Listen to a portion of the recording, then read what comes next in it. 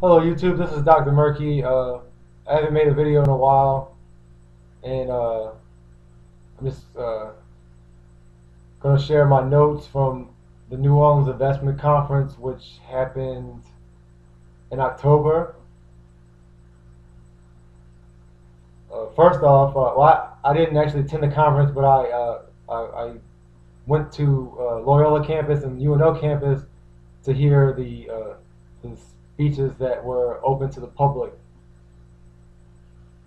The uh, the first group of speakers that I heard were associated with Casey Research. Uh, Doug Casey was one of the speakers, as well as two of his associates. And this is Doug Casey's best known for the best-selling Crisis Investing from 1980. There's a copy. Now I just jotted the notes, and some of these suggestions were from Doug Casey, but I didn't write down the names by each quote, so they may not be uh, from Casey himself, but they are from either him or one of the other two. So I'm just going to read them all, and they won't be attributed to any particular speaker. Advice number one: don't look for income and benefits, and that's the advice they gave to the students who are going to graduate in the future. Um, so yeah, take it or leave it. Don't look for income and benefits. Suggestion number two: look for a company where you can make a difference. Suggestion three: look for a mentor. Suggestion four: look for first look at the first few jobs as a continuing education. So consider the first few jobs to be a continuing education. Next suggestion: don't be an employee, be a stakeholder. And he said that Casey Research is not looking for people who need to be managed. So you need to show initiative. Now, shifting gears somewhat to just some macroeconomic data.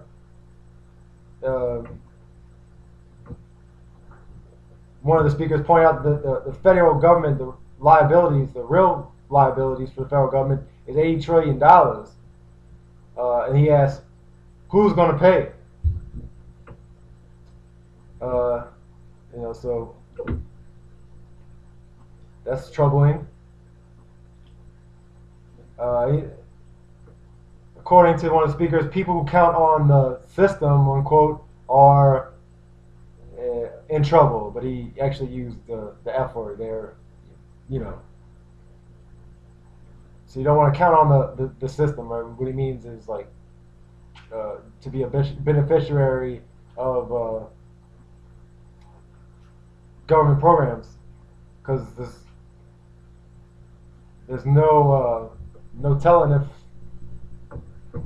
they'll be able to save you. And now here's some more advice. Whether you work for somebody or yourself, always be an entrepreneur. Become indispensable. I like that. And the quote, another quote, advice is, in crisis there is opportunity. It's your choice whether you are a victim or a beneficiary.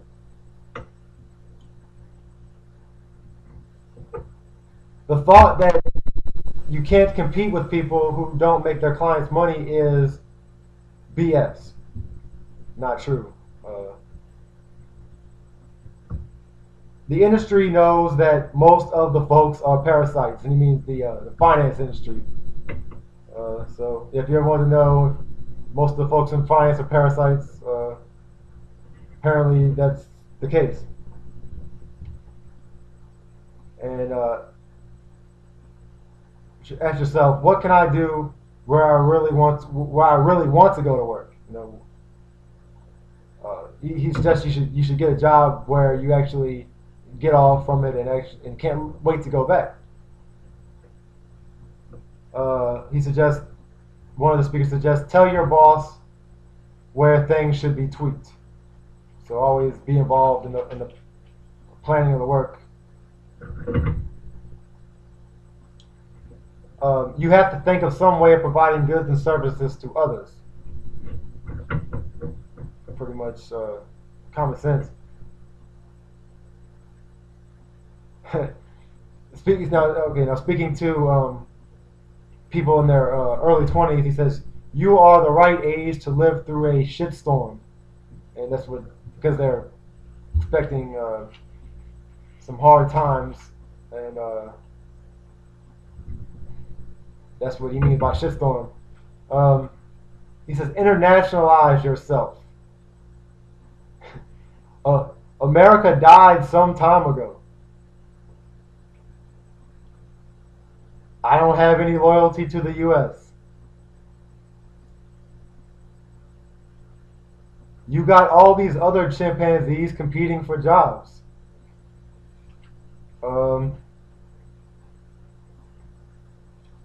Speaking of our fellow men, he says they will treat you as a milk cow, and if you're unlucky, a beef cow.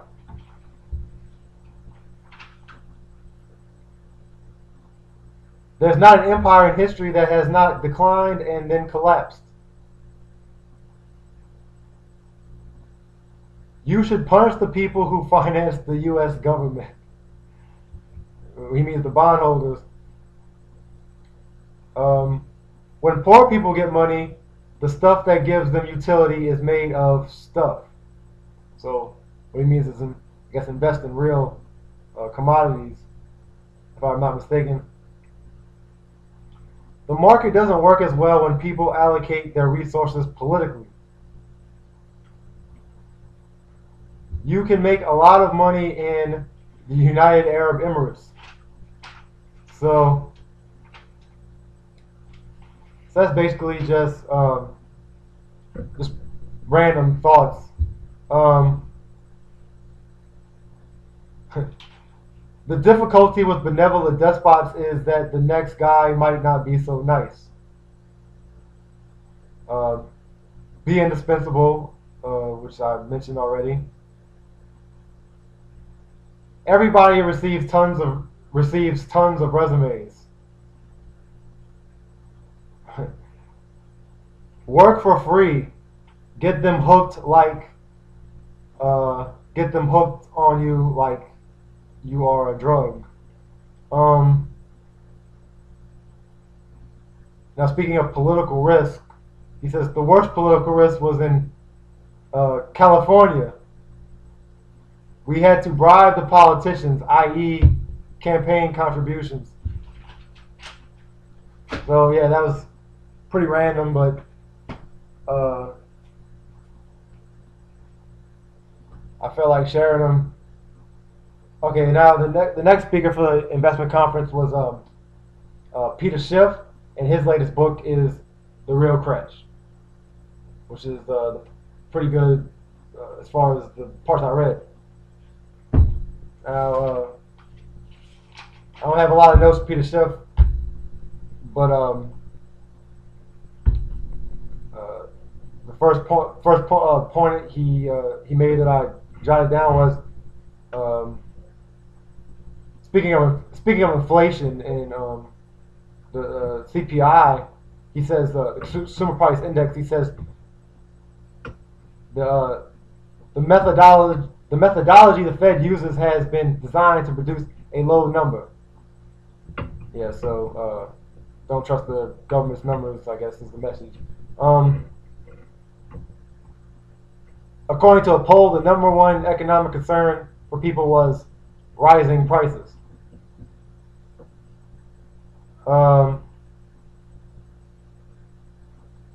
When the creditors realize that the dollar is going to tank, they will bite the bullet. I'm not really sure what that means, but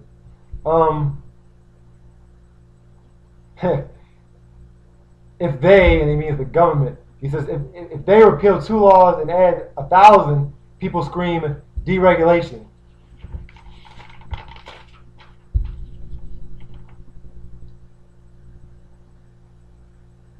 The only thing standing in the way between us and collapse is debt.